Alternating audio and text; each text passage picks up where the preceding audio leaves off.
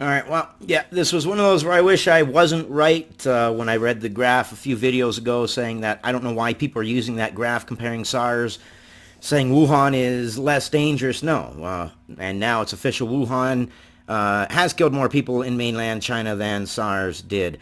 Also, in the United States, we have 11 cases of the coronavirus in the United States. So I'm going to read a few of these and we'll get into it. Just real quick, YouTube absolutely hates anything that I report on the coronavirus, so you guys can help me out with a thumbs up. I'm generally concerned with the well-being of this channel, reporting on the coronavirus in a matter-of-fact way as it deserves. However, it is the news. It is things that we need to know, we need to be aware of. I had said a few videos ago that if we were going to make 300 deaths by February 8th, then we would be ahead of where SARS was on deaths, because SARS was over a 8-month period, and so far now we're getting to February 8th from December 8th. That's going to be 2 months. We're already at 361 deaths, so we're well on our way to it being a more deadly virus. So let's read this. 3 more cases of the new coronavirus were confirmed in the United States on Sunday, all in California, bringing the total number of people in the country with the disease to 11. The weekend also saw the first death blamed on the flu-like virus outside of China. It was in the Philippines, if I'm not mistaken. One of the islands. I read it when it happened. I've been out of service, so I haven't been able to upload. So as of Monday morning, there were at least 17,205 confirmed cases in more than 24 countries, the vast majority of them in China, according to the World Health Organization, which would make sense with any outbreak. The largest concentration would be where the outbreak originated, and then from there, as people move on, well, that's how it would spread. There have been 361 deaths, all but one of them in China. And yes, in the Philippines over the weekend, that's where it was. U.S. officials did declare a public health emergency. President Trump did declare a public emergency in the United States as well. Citizens or permanent residents will be temporarily banned from entering the U.S. if they've come from the direction of China. Also, man, oh man, oh man, China just reopened their stock market, and it pretty much crashed. The Dow Jones and the NASDAQ have both recovered. Nike has been leading the way on those, but the global economy, due to this whole coronavirus, is really, really going to suffer.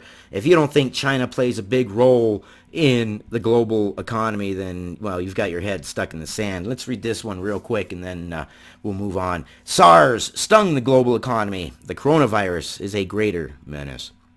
And the coronavirus is a greater menace in a lot of ways. And man, I wish it wasn't. I wish we could report the news in a matter-of-fact way without YouTube threatening us.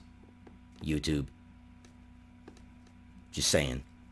In 2002, when a lethal pneumonia-like virus known as SARS emerged in China, the country's factories were mostly churning out low-cost goods like T-shirts and sneakers for customers around the world. Now they're doing electronics, and they've really got their finger really heavily on the global economy. They really, really do. 17 years later, another deadly virus is spreading rapidly through the world's most populous country. Good morning. The world's most popular country, China. Yes, let's go to China. The most populous country, forgive me. But China has evolved into a principal element of the global economy, making the epidemic a substantially more potential threat to fortunes. And it absolutely is. I'm pretty diverse and pretty spread out. Cryptocurrencies are on their way up, though. Disasters, cryptocurrencies go up. Just saying. International companies that rely on Chinese factories to make their products and depend on Chinese consumers for sale are already warning of costly problems. And yes, it will. Supply and demand. Supply will go down. Apple, Starbucks, and IKEA have temporarily closed stores in China. Shopping malls are deserted, threatening sales of Nike sneakers, Under Armour clothing, and McDonald's hamburgers, which, interestingly enough, it's Nike that is really leading the pack on Dow Jones going up. That's quite interesting. Factories making cars for General Motors and Toyota are delaying production as they wait for workers to return from the Lunar New Year holiday, which has been extended.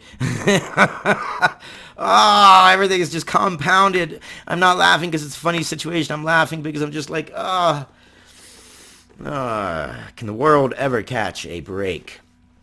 China's economic growth is expected to slip this year to 5.6%, down from 6.1% last year. But they'd already predicted that it would slow anyways before the coronavirus came out. I believe it was like February of last year. They were talking about how China's economy was starting to slow down, and that it was an expected thing. Once they've gotten to the point where they've gotten their finger on the economy, now, rather than going from 0 to 60, which is easy, now they're going from 60 to 100, which is a little bit harder.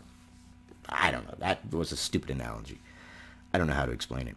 But yeah, the coronavirus affects so many in so many different ways. It even affects this channel because, YouTube absolutely hates. I'm convinced YouTube hates this channel. But you guys can help with a thumbs up, like, a comment, a subscribe, and let me know what you guys think. I will keep you guys informed to the best of my ability. And good God, let's hope that, while you guys are watching, got one new update. Let's see what this new update is. Pakistan resumes China flights. I don't believe that's a good idea. Why would they? For the economy, Pakistan has resumed direct flights with China for all Chinese and Pakistani airlines after further review following a suspension on Friday due to the coronavirus outbreak. According to Pakistan's health ministry, standard operating procedures have been set up to deal with the virus at the airport. Pakistan currently has no confirmed cases of the coronavirus in the country. But if you resume normal flights, I guarantee you, you will. I don't believe that that's a good idea, but hey, to each their own, and I wish them the best. And I wish you guys the best, and I will see you guys on the next one.